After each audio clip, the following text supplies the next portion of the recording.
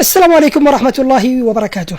عندي رسالة وحابب أني أوصلها لأحمد الزويقي، وأتمنى من كل شخص أنه يسوي له منشن ويخليه يشوف هذا الفيديو. شوف يا أحمد، شوف، خذها نصيحة، لا منه ولا فضل، هذه نصيحة لك. موضوعك موضوع مختلف تماما في الوضع اليمني. لا أنت صاحب بلس، ولا أنت بائع المجلجل، ولا أنت بائع الماء، ولا أنت صاحب باص، ولا أنت صاحب بقالة، ولا عامل في محطة تضامنا معك ورفعناك في صور وانتهى موضوعك. أنت موضوع مختلف تماما. أنت خارج من قضية قتل. إيش؟ قضية قتل. أنت في نظر القانون قاتل، وفي نظر عائلة الأشول قاتل، ولولا الترند الذي حصل كنت ستكون قاتل وسينفذ عليك حكم الإعدام. وأنت عارف أن جيتك وساطات، إني وساطات اللي وصلت من عائلتك بالعشرات، وهم كانوا مصممين على إعدامك. الكلام هذا بس تذكير بس. ليش؟ لأن المبقبقين اللي حولك وأصحاب الترندات وأصحاب اللايفات وأصحاب الشهرة واللي يحبوا يرفعوا مشاهداتهم ويكسبوا لهم كم قرش، يهمهم أن أنت تظهر معاهم عشان تزيد أرباحهم وتزيد المشاهدات ويزيد الظهور عندهم. لكن بعدين ما بيهمهم. أنت إنسان قضيتك خاصة، حالة خاصة جدا. بجيب لك أبسط مثال يا أحمد. لو كان الأشول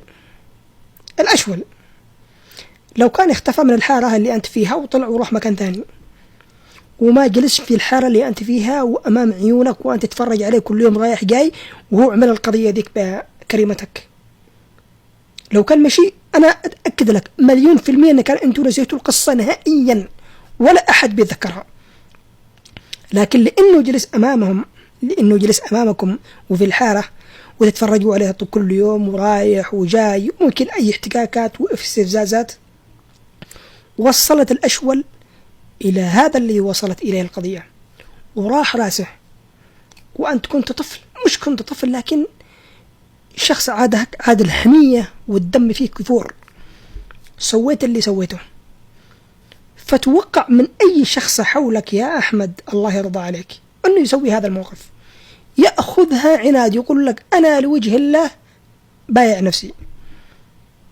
لأنه الموضوع اللي بتسويه ما هو شيء يا أخي، أنت مش فاتح جمعية خيرية الله يرضى عليك، أنت خارج من قضية حساسة جدا، واختفائك وتواريك عن الأنظار لمصلحتك والله لمصلحتك، لا حسد ولا شايفين إنه يعني بتاكل علينا شيء ولا بنحسدك على شيء، والله ما نتمنى لك إلا الخير، ووقفنا معك من أول يوم وتضامنا بالآلاف من الفيديوهات عشانك وعشان موقفك البطولي اللي سويته.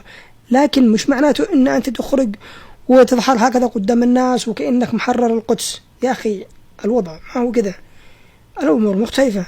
أنت لازلت في حارتهم وأنت بين أيديهم، توقع الأمور تختلف في أي لحظة.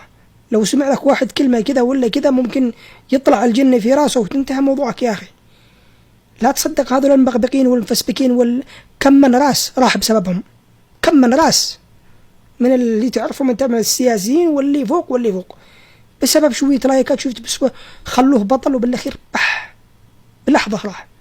فهدي الله يرضى عليك وانتبه لنفسك وعيش حياتك بكل بساطة وبكل هدوء، ويا دار ما دخلك شر. وهذه نصيحة وانت حر، أنا هذا لوجه الله النصيحة وانت حر. الأمور ما هي شيء بالبساطة ذي، الله يحفظك.